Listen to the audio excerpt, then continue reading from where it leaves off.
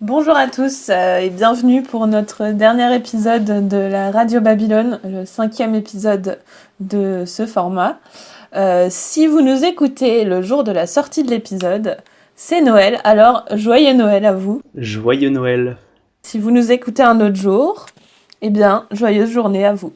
Tout de suite, nous allons faire un petit tour de table. Nos invités du jour sont Alice et Olivier. Eh bien, bonjour à tous. Bonjour. Alors on va directement attaquer avec la question. Donc pour ce 5e épisode, la question elle est en lien avec celle du 4e épisode. Donc au 4e épisode, on avait posé la question de la sélection des projets et du risque pour Babylone Impact. Et en fait, la réponse était divisée en deux parties. Et la semaine dernière, on s'est consacré au projet à financement direct. C'est un type de projet que nous avons sur la plateforme Babylone Impact, et aujourd'hui on va se concentrer sur les types de projets à financement intermédiaire, c'est-à-dire les types de projets où l'on passe par une institution de microfinance partenaire. Alice, tu vas pouvoir nous en dire plus sur ce sujet.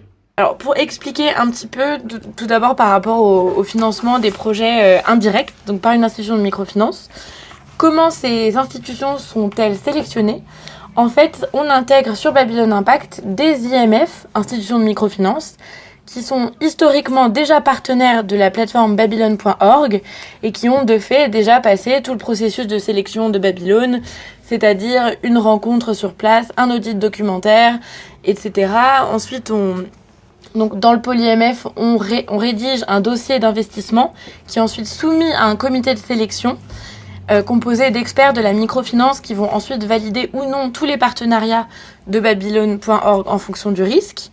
Si cet IMF a donc bien passé ce processus de sélection, que Babylone entretient de bonnes relations avec elle, qu'il n'y a pas de problème de remboursement et que tout le suivi, les indicateurs sont bons, alors on peut envisager de l'intégrer sur la plateforme Babylone Impact. Ensuite, comment on va gérer le risque de ces institutions de microfinance ? Et bien en fait, l'analyse qui va être surtout financière, elle va être faite en interne. C'est-à-dire qu'on va se baser sur des données qui sont des données financières transmises chaque trimestre par notre partenaire qui est sur le terrain. Ces données ensuite qu'on va analyser en interne, qu'on transmet également à notre comité de sélection pour effectuer un suivi de l'analyse du risque. Et pour rentrer un tout petit peu plus dans le détail, et pour comprendre ce qu'on analyse exactement chez une IMF. Donc on se base sur 4 piliers de la gestion du risque globalement, qui est l'analyse du pays, de l'environnement, l'analyse de l'organisation, de la gouvernance, etc. Ensuite, l'analyse financière, donc la structure financière, de la rentabilité, etc., etc. Et également l'analyse de la performance sociale de l'IMF. Merci beaucoup Alice. Comme vous l'avez peut-être deviné avec l'énigme qui n'était pas évidente du tout la semaine dernière, nous nous rendons aujourd'hui au Nicaragua.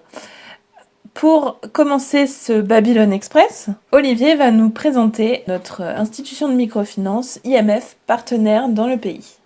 Alors, notre institution partenaire au Nicaragua se nomme Afodenic et je vais vous présenter rapidement les secteurs d'activité dans lesquels Afodenic agit. Donc, Afodenic offre des crédits de différentes manières.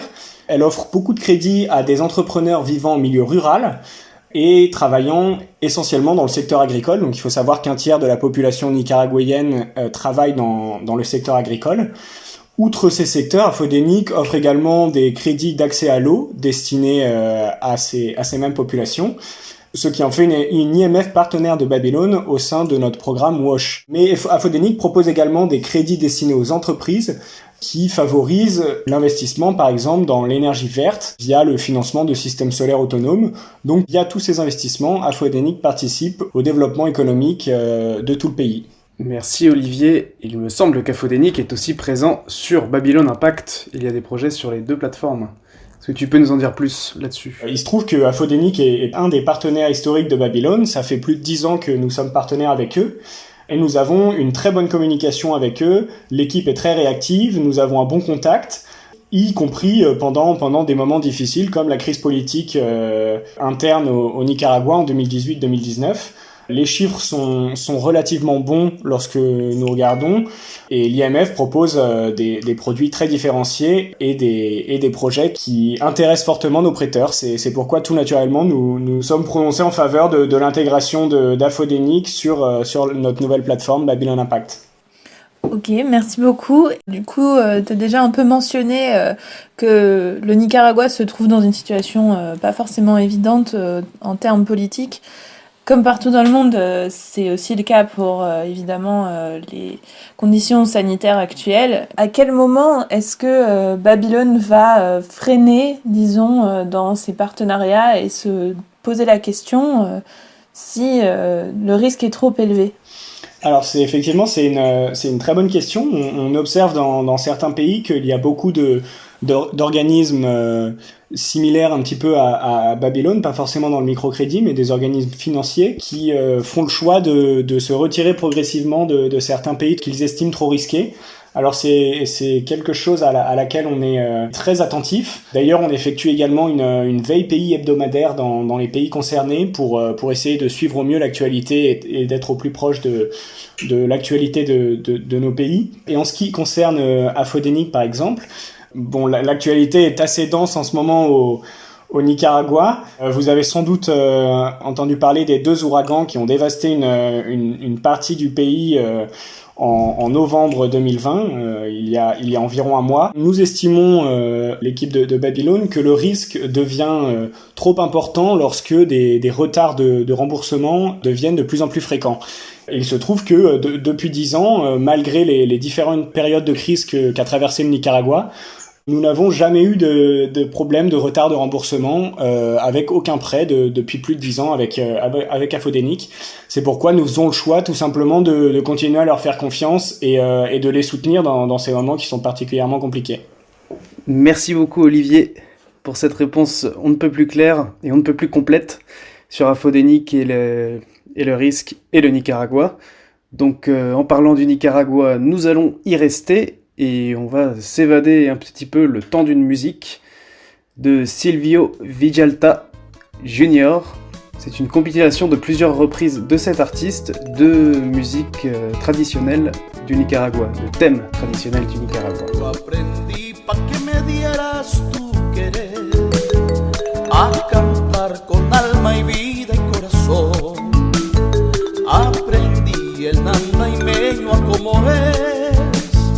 Y a bailar aquel solar de Monimbo, zapateaba al compás de mucho son, y hasta pude hacerme amar de doña Inés.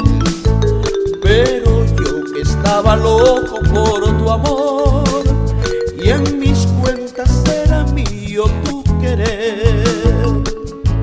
Los recelos floreados y mi amor se llevaron, los mayos volvieron sin voz. Pisa de seda, linda Rosa Pineda, yo no sé qué camino tomó.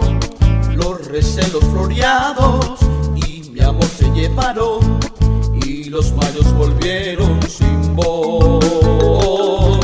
Pisa de seda, linda Rosa Pineda, yo no sé qué camino tomó. Échale maestro, Villalta.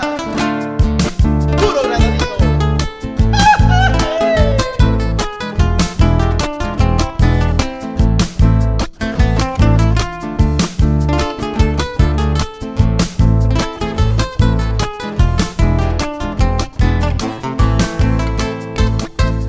Après ces instants d'évasion musicale, vous n'en croirez jamais vos oreilles. Alors, vous n'en croirez jamais vos oreilles, le canal de Panama a failli s'appeler le canal du Nicaragua, puisque les plans originaux étaient de le faire construire au Nicaragua.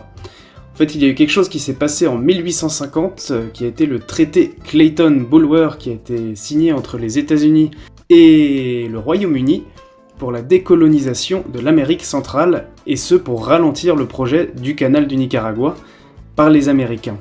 Donc la décolonisation de la baie Mosquito notamment, qui était en fait une colonie anglaise d'Amérique centrale et qui aujourd'hui fait partie du Nicaragua et du Honduras. Alors, il s'est passé 30, 40, 50 ans, et les Français avaient commencé à construire, du moins avaient commencé à établir des plans d'un canal au Panama, justement, Panama, alors territoire colombien.